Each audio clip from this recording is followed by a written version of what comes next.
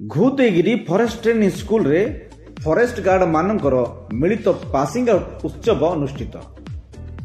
ଦର୍ଶକ ବନ୍ଧୁ ଆପଣ ଦେଖୁଛନ୍ତି ଟିକିନିକି ଖବର। ସ୍ଥାନୀୟ ପରିଷଦ ଅନ୍ତର୍ଗତ ଫରେଷ୍ଟ ପ୍ରଶିକ୍ଷଣ କେନ୍ଦ୍ରରେ ଫରେଷ୍ଟ ଟ୍ରେନିଂ ଗାର୍ଡ ମାନଙ୍କର ପାସିଂ ଆଉଟ୍ ଉତ୍ସବ ଅନୁଷ୍ଠିତ ହୋଇଛି।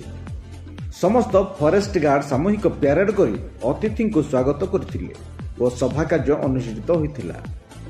ଉପସ୍ଥିତ ଅତିଥିଙ୍କ ଦ୍ୱାରା ପ୍ରଦୀପ ପ୍ରଜ୍ୱଳନ କରି କାର୍ଯ୍ୟକ୍ରମ ଆରମ୍ଭ କରାଯାଇଥିଲା। ସ୍ଥାନୀୟ ଡିଏଫଓ ଦିବାକର ବେହେରା କାର୍ଯ୍ୟକ୍ରମ ପରିଚାଳନା କରିଥିବା ବେଳେ ଉପସ୍ଥିତ ଅତିଥିମାନଙ୍କୁ ପୁଷ୍ପଗୁଚ୍ଛ ଦେଇ ସ୍ୱାଗତ କରାଯାଇଥିଲା। ଏହି କାର୍ଯ୍ୟକ୍ରମରେ ଘୁଦେଗିରି ଫରେଷ୍ଟ ସ୍କୁଲର 59 ଜଣ ଫରେଷ୍ଟ ଗାର୍ଡମାନେ ମାନପତ୍ର ପାଇଲେ।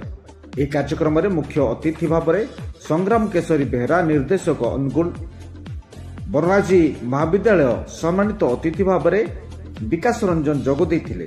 ସମସ୍ତ ପାସ୍ ଆଉଟ୍ ଛାତ୍ରୀମାନଙ୍କୁ ସଠିକ୍ ଭାବେ କର୍ତ୍ତବ୍ୟ ସମ୍ପାଦନ କରିବା ପାଇଁ ଉପଦେଶ ଦେଇଥିଲେ। କାର୍ଯ୍ୟକ୍ରମରେ ବିଭାଗର ସମସ୍ତ ବନ କର୍ମଚାରୀ ଉପସ୍ଥିତ ରହି କାର୍ଯ୍ୟକ୍ରମରେ ସହଯୋଗ କରିଥିଲେ। ଦର୍ଶକ ବନ୍ଧୁ, ଟିକିନିକି ଖବରର ଅଧିକ ଅପଡେଟ୍ ପାଇଁ ଟିକିନିକି ଖବରକୁ ସବସ୍କ୍ରାଇବ୍, ଲାଇକ୍ ଓ ସେୟାର କରିବାକୁ ଭୁଲିବେ ନାହିଁ।